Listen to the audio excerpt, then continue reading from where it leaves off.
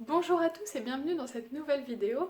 Vidéo un petit peu différente de d'habitude puisque j'ai décidé de vous tourner un vlog et un vlog un petit peu particulier puisque c'est un vlog spécial adaptation.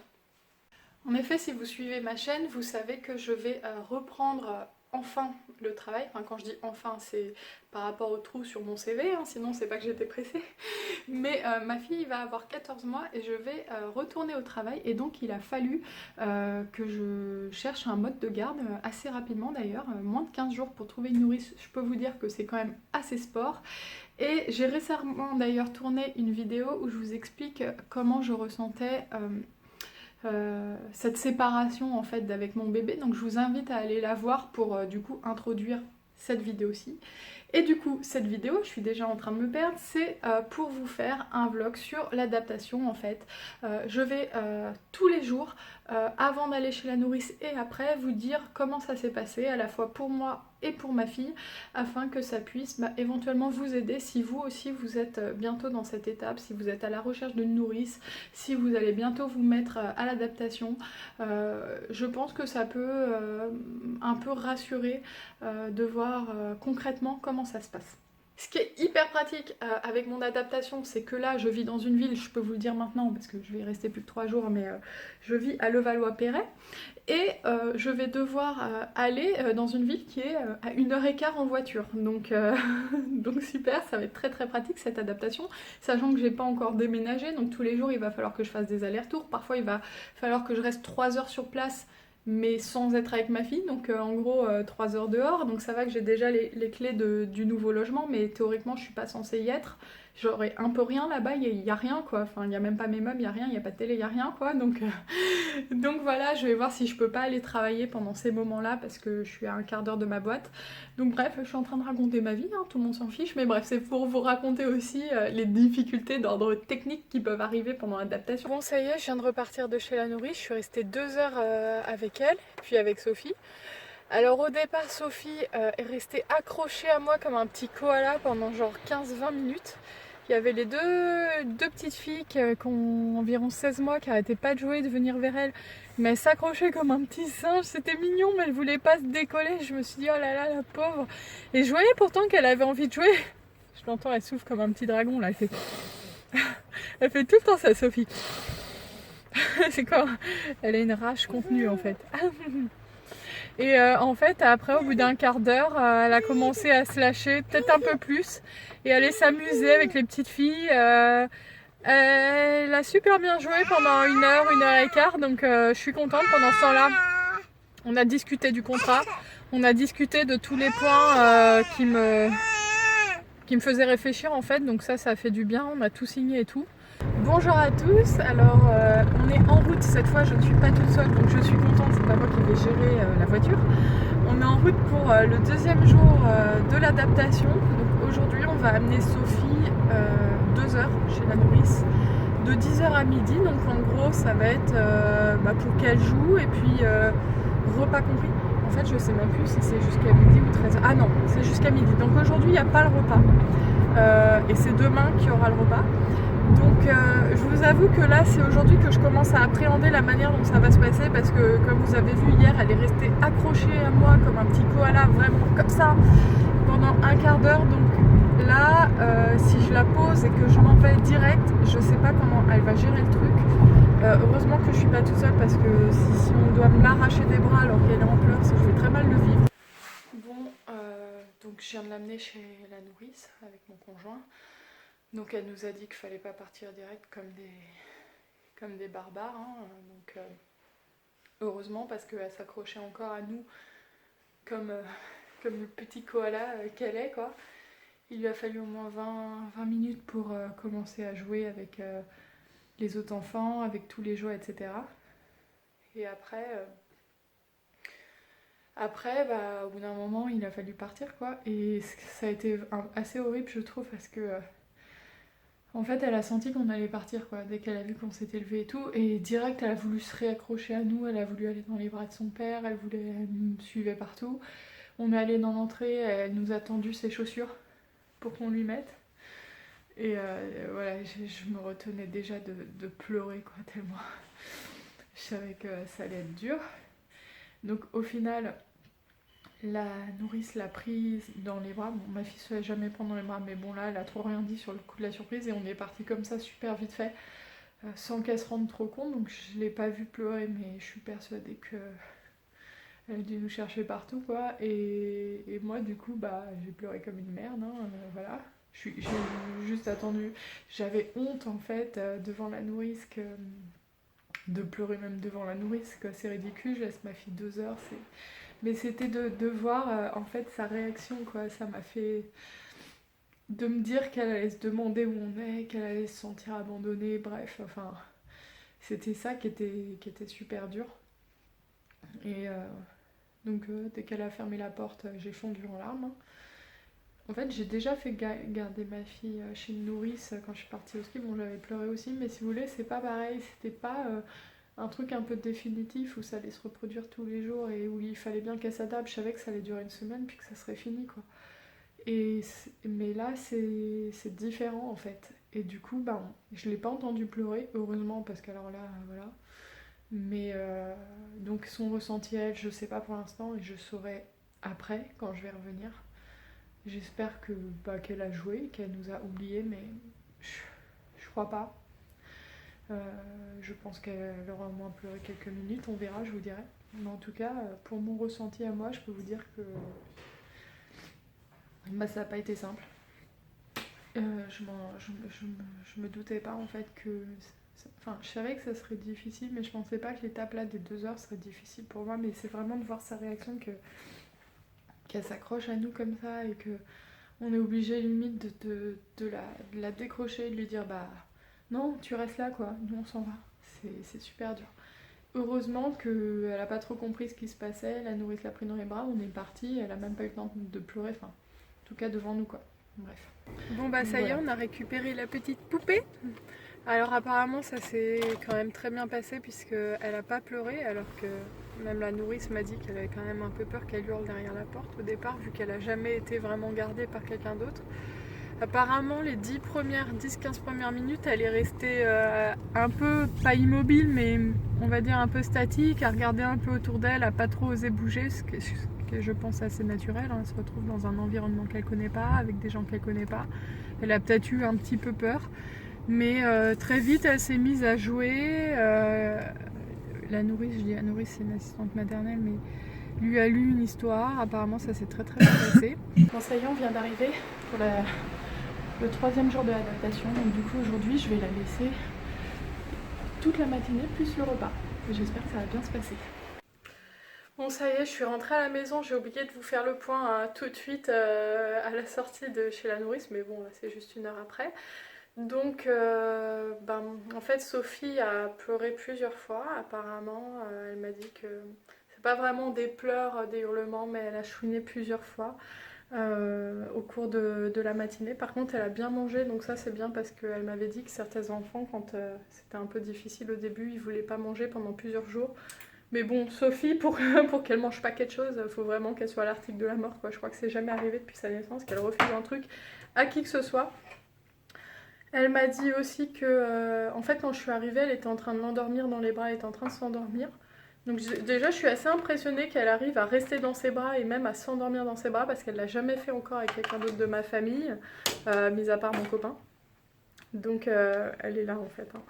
Donc du coup, je me suis dit, bah c'est bien en fait, elle arrive quand même à la prendre dans les bras, elle arrive à la rassurer et même si... je ressens une petite pointe de jalousie de voir que Sophie, elle puisse si vite être rassurée par une autre femme que moi. En fait, je me dis que c'est juste ridicule et voilà, faut juste être contente et je suis contente qu'elle puisse trouver du réconfort avec son assistante maternelle parce que elle est là pour ça, elle est là pour s'en occuper et c'est important aussi que Sophie, elle lie des relations avec d'autres personnes que moi. Même si au fond de moi, ça fait un peu... la peine de voir qu'elle me remplace si facilement. Bon, je sais qu'elle n'est pas en train de me remplacer non plus, mais voilà, vous voyez un peu l'ambivalence des sentiments, en gros, être content qu'elle puisse être rassurée par la nourrice, mais en même temps se dire mince, très vite, elle oublie sa maman, quoi. Bon bah voilà, on est jeudi, on est le 4e jour de l'adaptation. Vous le vous voyez peut-être à ma tête, je viens de pleurer parce que voilà, je viens de laisser ma fille. En gros aujourd'hui c'est de 10h à 15h30, on va intégrer repas plus sieste pour voir comment ça se passe et puis demain ça sera la journée complète. Pourquoi je suis dans cet état là? Parce que Sophie se rend de plus en plus compte de ce qui se passe, quoi, que je la laisse et elle réagit de moins en moins bien en gros. En gros, le premier jour, on l'a pris un peu en traître, elle s'est pas trop rendue compte de ce qui se passait, je pense. C'est pour ça qu'elle a pas pleuré. Mais là maintenant, je suis arrivée, comme d'habitude, je suis restée environ 45 minutes, donc elle jouait bien. On voyait qu'elle commençait à connaître l'environnement et qu'on va dire, elle s'adaptait plutôt bien. Mais ça, c'était jusqu'au moment où je me suis levée en fait, parce que maintenant elle comprend que quand je me lève et que je mets mon manteau, là elle s'est mise à pleurer, à s'agripper à moi, enfin bref. Elle a senti que j'allais partir sans elle, hein. Elle est pas folle, elle a compris que tous les jours je commençais à lui faire le coup. Et du coup, ça a été super dur. Voilà, je pourrais très bien vous cacher mon état et attendre une heure, parce que là je vais rentrer chez moi du coup parce qu'il faut qu'on prépare des cartons pour le déménagement, parce qu'en plus de gérer tout ça, il faut qu'on déménage en même temps. Bref, j'étais en train de dire, je pourrais très bien vous cacher tout ça, vous cacher que j'ai pleuré et tout, parce que voilà, je suis là en train de m'afficher sur YouTube, en train de pas pleurer, mais de venir d'avoir pleuré, quoi, en gros. Mais voilà, c'est un vlog pour vous montrer comment ça se passe concrètement. Concrètement, c'est très dur au début. Maintenant, je suis sûre qu'elle va finir par s'habituer. J'espère qu'aujourd'hui, ça va bien se passer. De toute façon, c'est pas comme si on avait le choix non plus. Enfin, je veux dire, faut bien que je retravaille. Après, je vous avoue que là, le sentiment que j'ai, et c'est ça qui me met vraiment pas bien, c'est que j'ai l'impression que j'aurais pu éviter ça en fait, et que j'aurais pu rester un an de plus avec elle, etc. Enfin, je me sens coupable en fait. En fait, je me sens coupable, c'est un peu ce que je vous ai dit dans la vidéo envisager la séparation. C'est parce qu'en fait, je sais très bien que j'aurais pu rester un an de plus avec elle. Ça aurait été très risqué pour ma carrière, pour mon CV, etc. Mais j'aurais pu. Et je suis en train de me dire, mais qu'est-ce que tu es en train de faire, quoi, juste pour ton CV, pour ta carrière, etc. Mais quand je réfléchis, en même temps, je me dis, mais cette séparation, il va forcément falloir qu'elle ait lieu à un moment ou à un autre, que ce soit à 3 ans pour l'école, enfin, ça sera jamais simple. Et plus j'attends, plus je pense que ça peut être compliqué pour elle. Pour moi, ça sera toujours aussi dur de toute façon. Je pense que c'est une étape un peu obligatoire. Enfin, là, j'essaie de me rassurer, en fait, et de me dire que j'ai pas le choix de nous faire subir ça. Que si c'est pas maintenant, ça sera pour l'école, et que ça sera limite encore pire parce qu'elle aura jamais été au contact avec d'autres enfants, et d'un seul coup elle va se retrouver dans une classe de 20. Mais je me dis aussi, j'aurais pu rester un an de plus avec elle et tout, mais sachant les angoisses que ça aurait créé chez moi Voilà, j'ai fait beaucoup d'études, j'ai fait beaucoup de sacrifices dans ma vie pour beaucoup d'études pour avoir une belle carrière et tout, et je peux pas tout laisser de côté comme ça. Je peux pas m'arrêter 3 ans par enfant si j'en ai 2 ou 3. Je peux pas. Enfin, peut-être que si je peux, en fait, j'en sais rien. Là, j'en sais rien. De toute façon, je pense que c'est pas le moment là où je viens d'aller essayer de réfléchir à ça.